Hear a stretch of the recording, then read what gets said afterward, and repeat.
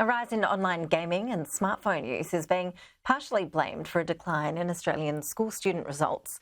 The latest international testing shows Australian teens are falling behind in key subject areas such as maths and reading. Testing conducted by the OECD found declining literacy and numeracy levels compared to results from 20 years ago. Around 40% of Australian students claimed digital devices are a distraction in the classroom. Joining us now is the Australian Education Union Federal President, Correna Haythorpe. Appreciate your time, thank you. Is that what you're hearing from school teachers around the country, that the use of technology, smartphones, gaming is negatively impacting students' results? Yes, hello. Look, certainly that's anecdotally concerns that have been raised with our members, but what we're seeing is systems now have put in mechanisms to deal with the issues of mobile phones. We've got a new AI framework that's just been released by the federal government. So I think systems are well and truly on the way to addressing some of these issues around social media and tech that students now use every day.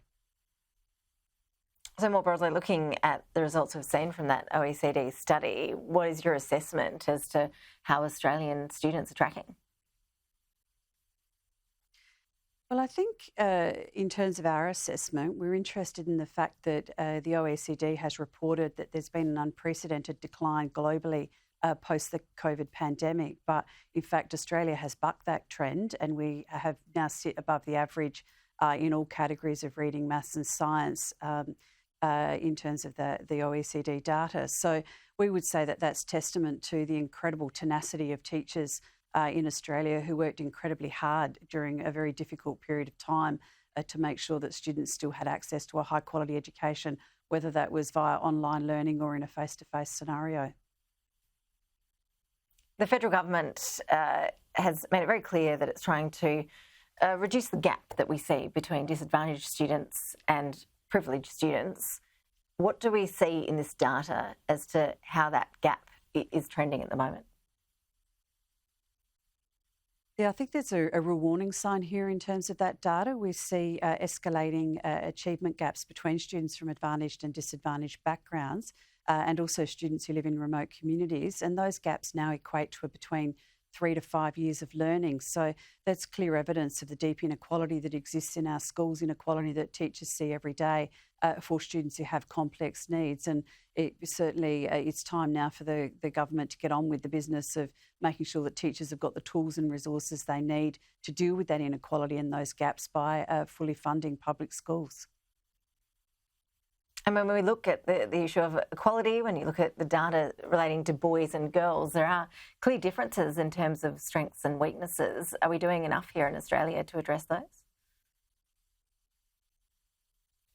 I think we've come out of over a decade now of a period of time where schools have been denied the significant resources that they need. We have a benchmark which has been agreed to by all governments, but yet only 1.3% of schools are actually funded at that benchmark, public schools I'm referring to.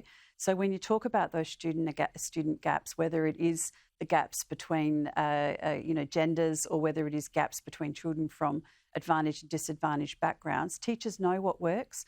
They know that they need more teachers on the ground. They know that we need smaller class sizes and we need more intensive support to help those children.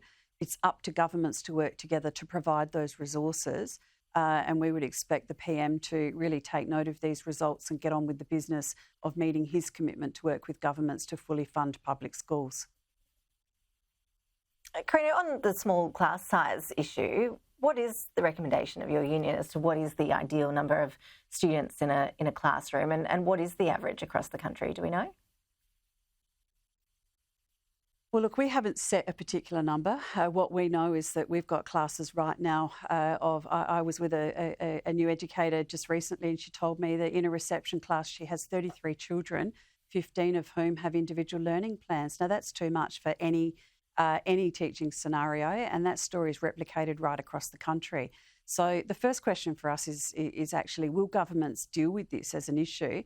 And secondly, when we're looking at the complexity of the student cohort in our classes now, how many children do we need to, in terms of that class size, what should be the determinant there with respect to making sure that teachers have got that time for individual learning for all children, not only those children who need that extra help.